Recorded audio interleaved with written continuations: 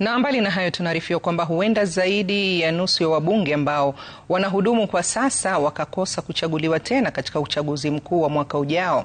Spika wa bunge la kitaifa Moses Wetangula amesema ripoti ya hivi punde imeeleza kwamba 56% ya wabunge hukosa kuchaguliwa kwa muhula wa pili mfululizo.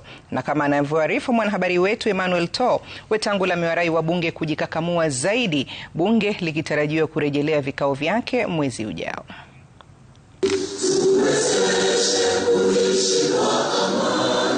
Akizungumza katika kongamano kuu la mwaka 2026 la wabunge wa bunge la kitaifa eneo la Naivasha, kaunti ya Nakuru, spika wa bunge la kitaifa Moses Wetangula aliweka paruanja ripoti ya hivi punde inayoeleza mwenendo wa chaguzi nchini Kenya, inaonyesha kwamba zaidi ya nusu ya wabunge wanaochaguliwa huonea paa jengo la bunge kila baada ya miaka mitano.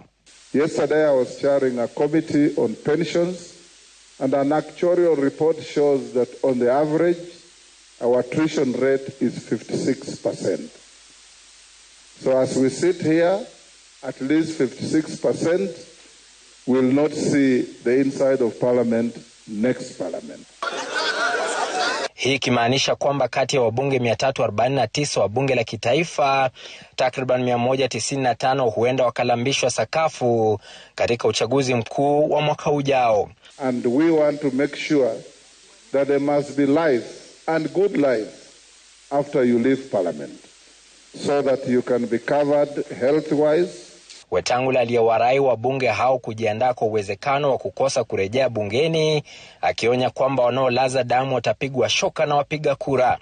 We have had 4 pension amendment bills.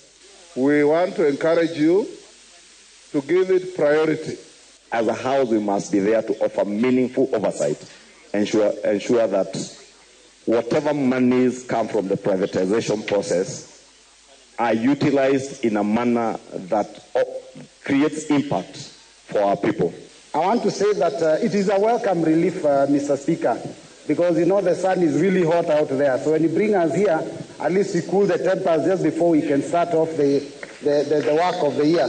Haya yanajiri huku maandalizi ya kivumbi cha mwaka ujao yakipamba moto, vyama 32 vikianza mikakati ya kusajiliwa kwa makabiliano ya mwaka ujao. Huku wabunge wakijiandaa kwa ajili ya vikao vya bunge vinavyotarajiwa kurejea baada ya majuma mawili kutoka sasa, tumbo joto kuhusu uchaguzi mkuu wa mwaka 2027 iliendelea kutawala, huku wabunge hao sasa wakikabiliwa na kibarua kigumu cha kuhakikisha kwamba hawalazi damu ndani ya bunge wanapoendelea na shughuli zao za kisheria.